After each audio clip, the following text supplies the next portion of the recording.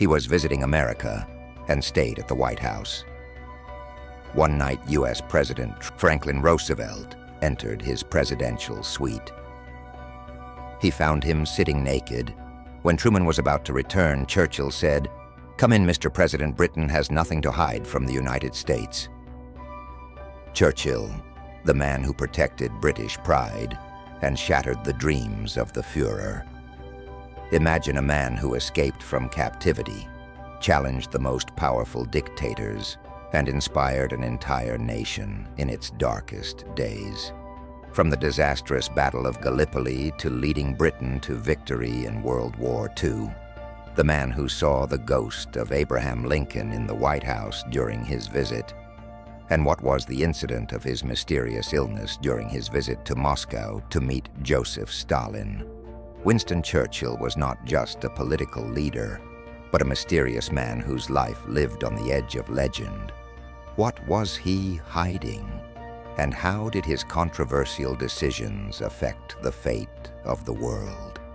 Get ready to explore the deepest secrets and events of Churchill's life that many do not know.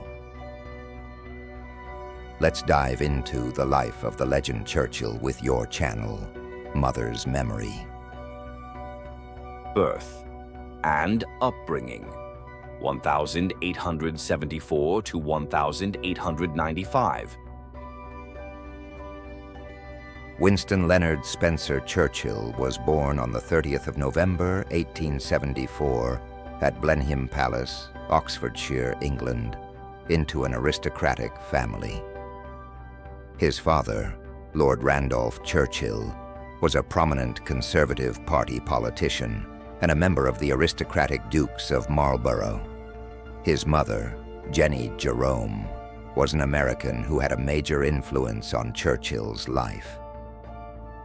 Churchill began his education in Dublin, where his governess taught him to read, write, and arithmetic. He completed his primary education and entered Harrow School in 1888. He entered the Royal Military Academy Sandhurst in 1893, passing the entrance examination after 3 attempts and graduating in 1894, coming 8th in a class of 150 students. Early military life, 1895 to 1900, and entry into politics, 1900 to 1914. He began his journey with jobs and responsibilities in the British Army, and after graduating he joined the 4th Division in the Army and worked as a war correspondent in Cuba during the Spanish-American War, and his division sent him as a journalist and fighter with the Malakand campaign forces in 1897. In 1898 he participated in a campaign in Sudan against the Mahdist Revolution and was a member of the cavalry division that attacked the city of Omdurman. He traveled to South Africa in 1899 when the Boer War broke out and worked as a war correspondent. And during the war, he was ambushed by the Boer officer Louis Botha, who later became the first president of the Union of South Africa. He was sent to a prisoner of war camp, but managed to escape and returned to the battlefront in Natal. The story of his escape was a turning point in his life, as he lectured about it in America, the proceeds of which funded his campaign to enter Parliament for the first time in 1900. He resigned from the army in 1899 to replace military battles on the front lines with political battles, moving between Parliament and the government, sometimes in and sometimes out of them. His long career in ministerial positions began in 1906 as Under-Secretary of State for Colonial Affairs, then Minister of Trade between 1908 to 1910, then Home Secretary in 1910 and 1911, and was criticized for using military force against striking Welsh workers. After the Home Office, he moved in 1911 to the Navy, where he was busy developing the British Navy and establishing an air force. He personally led the attack on the Rendell Straits at the beginning of the First World War, hoping to keep Turkey out of the war. As a result of this failure, he was dismissed from the ministry, so he returned to the army and worked as an officer in the trenches in France. However, he returned to ministerial positions as Minister of Ammunition and War Material, and after a period of interruption, he assumed the position of Minister of the Treasury between 1924 and 1929. World War II, 1939 to 1945. When Britain declared war on Germany on the 3rd of September 1939, he was appointed Secretary of the Navy, and in 1940 became Prime Minister, following the resignation of Neville Chamberlain. He oversaw the war effort from 1940 to 1945 and successfully used his connections to forge a strong alliance against Hitler. During the war, Churchill demonstrated strong leadership and played a prominent role in leading Britain against the threat of Nazi Germany. Churchill was known for his influential speeches, such as his famous "We shall never surrender" speech.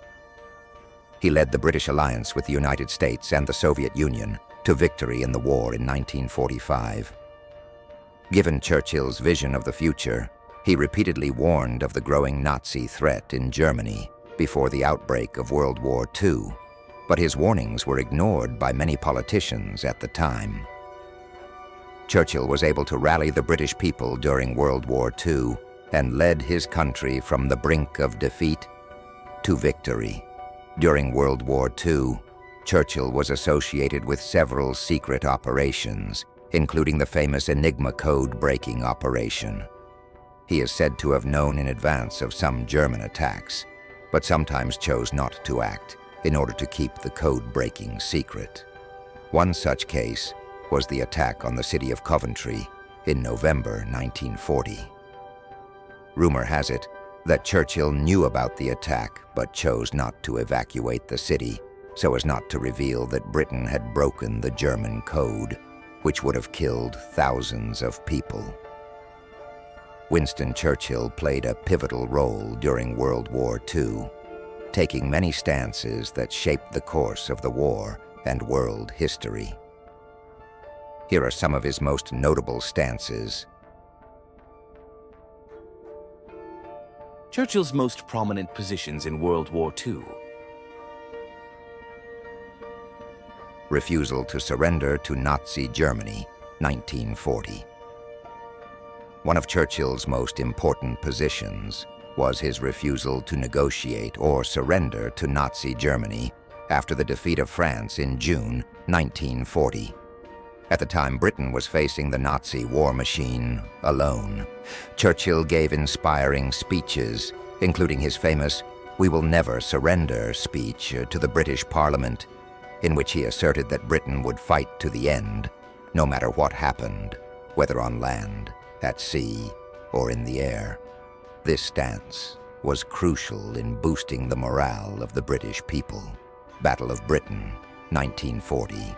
Churchill was the political leader during the Battle of Britain, which was an air battle between the British Air Force and the Luftwaffe.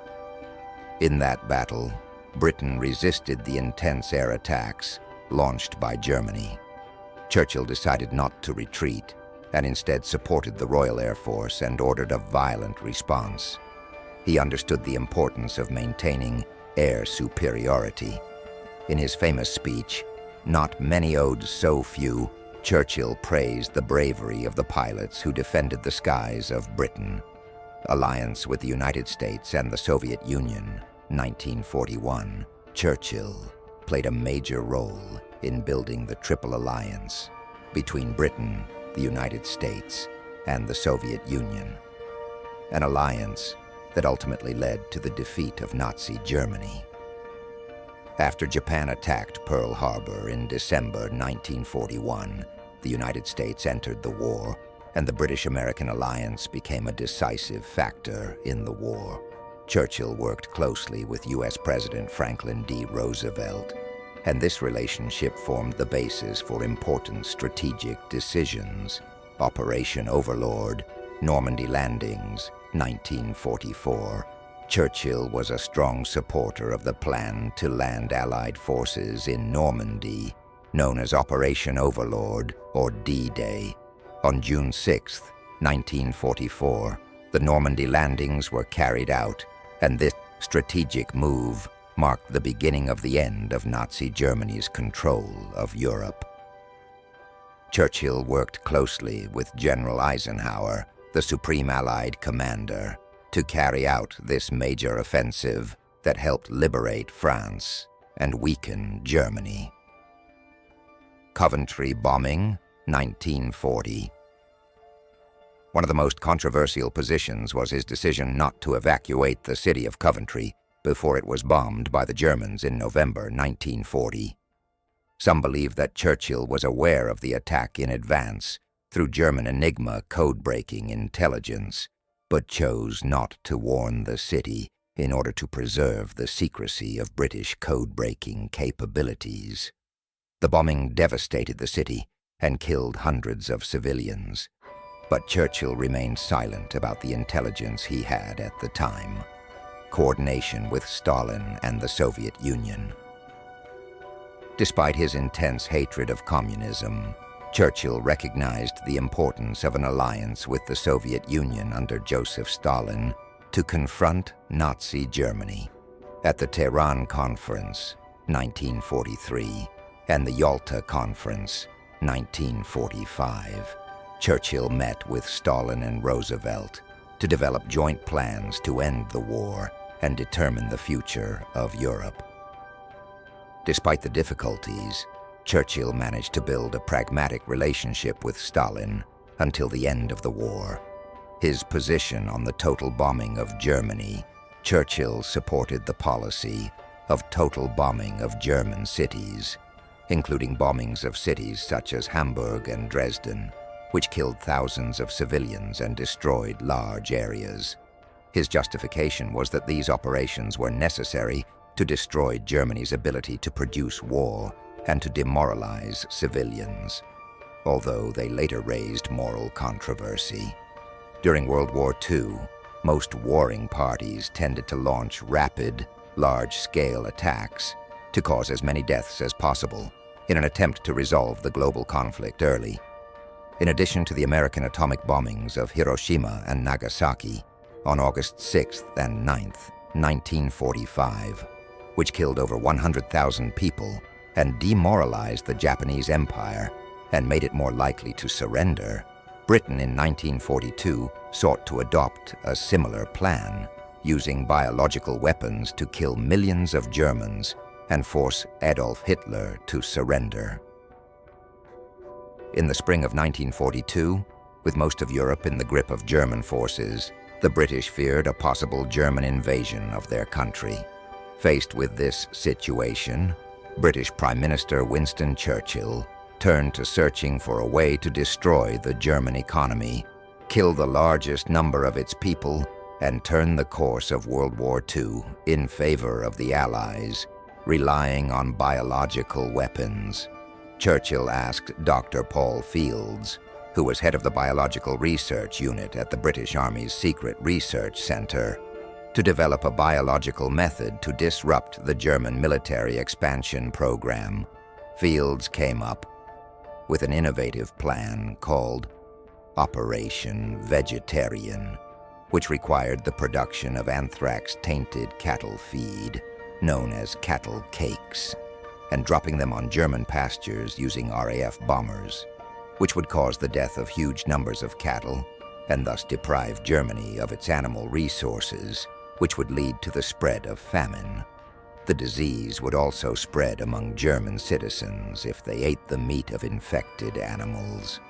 Because of all these factors, Germany would live in a catastrophe that could result in millions of deaths, which would force it to leave World War II quickly. Between the winter of 1942 and the spring of 1943, the British worked on developing this new weapon before moving dozens of sheep to the deserted 196-hectare Gruinard Island in northern Scotland, and then proceeded to blow up crates full of anthrax-contaminated livestock feed on the island. Within a few days, the British Army noticed that all the sheep had died and the bacteria had spread throughout the island, which caused it to be completely closed to visitors for a long time. In the following period, anthrax spread to one of the Scottish areas near Gruinard Island. According to what British investigators reported, the waves carried the body of a dead sheep from the island to the Scottish mainland, spreading anthrax in this area and causing the death of hundreds of pets. To overcome the crisis, the British authorities decided to isolate the area contaminated with anthrax and took rapid treatment and preventive measures. By the spring of 1944, Britain had a stockpile of 5 million anthrax-tainted cattle cakes ready to be dropped on German soil. The RAF waited for a signal from Churchill to airlift the massive amount of contaminated food to Germany. 8. End of the War and the Iron Curtain speech, 1946. After the end of the war in Europe in May 1945, Churchill gave a famous speech in Fulton, Missouri, in 1946, in which he described the Soviet Union as an Iron Curtain, separating Eastern Europe from Western Europe. This speech is considered the beginning of the Cold War between East and West. Post-war and return to power, 1945 to 1955. After the war, Churchill lost the 1945 general election, but returned to power in 1951 as Prime Minister again. During his second term, he focused on foreign policy, including working to strengthen relations with the United States at the start of the Cold War. In 1953, he was knighted by Queen Elizabeth II and was awarded the Nobel Prize in Literature for his influential books and speeches. He wrote many books, including his observations, experiences, and thoughts, the most important of which are The Story of the Malakanda Plains Troops, The Story of Lord Randolph Churchill, My African Journey, Thoughts and Adventures, The Second World War, and Great Contemporaries. He was awarded the title of Sir and the Nobel Prize in Literature, and was made an honorary citizen of the United States of America. And in 2002, he was chosen as one of the 100 greatest British personalities in a poll organized by the British Broadcasting Corporation, BBC. Retirement and death, 1955 to 1965. In 1955, Churchill resigned as Prime Minister due to ill health, but remained a Member of Parliament until 1964. He died on the 24th of January, 1965, aged 90. His funeral was attended by world leaders and politicians. His life was a mixture of political, literary, and military success, and although he was subjected to much criticism during his lifetime, he remains one of the world's most influential historical figures. Churchill's life was full of brave decisions and mysterious events, but that's not all.